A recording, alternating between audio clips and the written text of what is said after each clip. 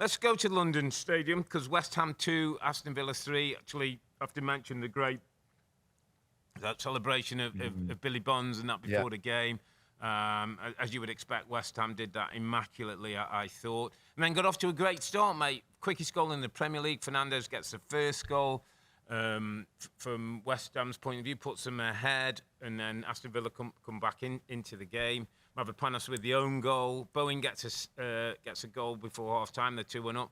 And then the Morgan Rogers show kicks in. I raised you Phil Foden with Rogers. Lovely clinical, technical feat to get his first goal. And then, what's he call it? He's dippy. He's dippy. He's kind of like hit the ball, gets it up and down over the goalkeeper, away from the goalkeeper. I mean, an incredible run of form. You talk about return, recharge. I think it was no goals in 4, no wins in 5. Now, was it 10 in the last 11 9. wins? I think it's 9. Is it 9 wins on a spin? All competitions, Rob. All amazing. Competitions, yeah. Third in the Europa League, third in the Premier League. And I suppose we continue to ask these questions, and every week it's like, who's in it? But I mean, at this point, Rob, with 16 games gone, on 33 points, 1 behind Manchester City, 3 behind Arsenal, Aston Villa are in a title race. Well, they are right now. They are right now because of where they are. And they've earned that with 9 wins in all competitions, so many, of course, in the Premier League. I just don't think they'll be able to keep at that level to be at the top at the end. I think a top 4 finish for Villa would be amazing, brilliant, great work. And in a time when we've just talked about Pep's ability to go again after a difficult period, Unai Emery showed that he can do that. That's 2. I think we all know their experience. They're great managers. Arne Slot would be my immediate thought. Well, can he do it again? Can he go again? It's been a difficult period for Liverpool, but I'm sure he'll be given the time. Can he get him back on track? And Aston Villa's the same story. Now, next up, Rob, they've got Man United, Chelsea, and Arsenal. So that run is going to take some kind of. And of course, I think the Champions League's off now for a bit, isn't it? I think those games are off a little bit now. So they have got the chance, but that's a very difficult run.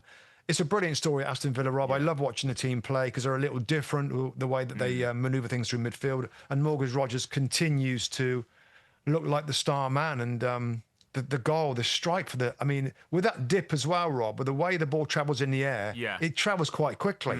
So it's got a lot of power to it as well, even though it doesn't look like he pushes his foot back and really smashes the ball. So another brilliant performance from him.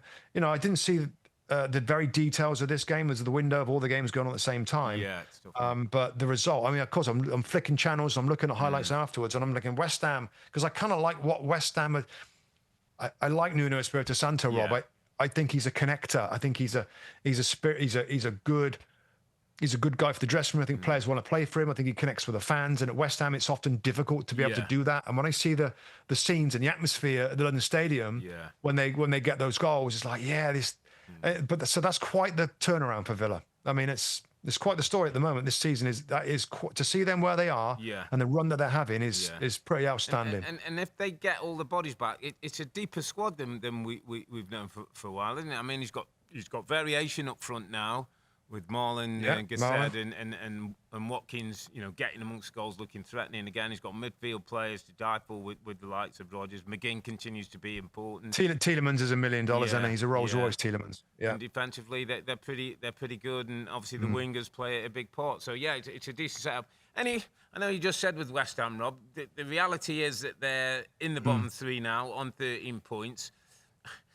It feels to me as though between West Ham, Leeds, and Forest is going to be the one team to go down with Wolverhampton Wanderers and Burnley. I don't know about that. My guess would be it's going to be between Leeds and West Ham. I'm just going on what I see at Brentford, the squad that they've got. I don't think Brentford go, but I'm Did you convinced Forest. I meant Forest, Leeds, and West. Sorry, Forest, Leeds, and West Ham. One of those 3 to go down with the other 2. I just think it'll be between the 2. I think Nottingham Forest have got enough. And the coach's defence first suits them. Hudson Odoi does good work today. I think for us to be okay. I think it's going to be between West Ham again. I think we'll be all right, and Leeds Leeds United, and again, Leeds are fighting like anything at the moment. Yeah, they are. Yeah. It's so, by the way, and we're saying this right now. We all know there's so long to go in the season. So long to go. Yeah, congestion everywhere. Hi there, I'm Rebecca Lowe, studio host of NBC's coverage of the Premier League. Don't forget to hit subscribe to watch more videos all season long. And for even more Premier League content, from original series to live matches, head over to Peacock.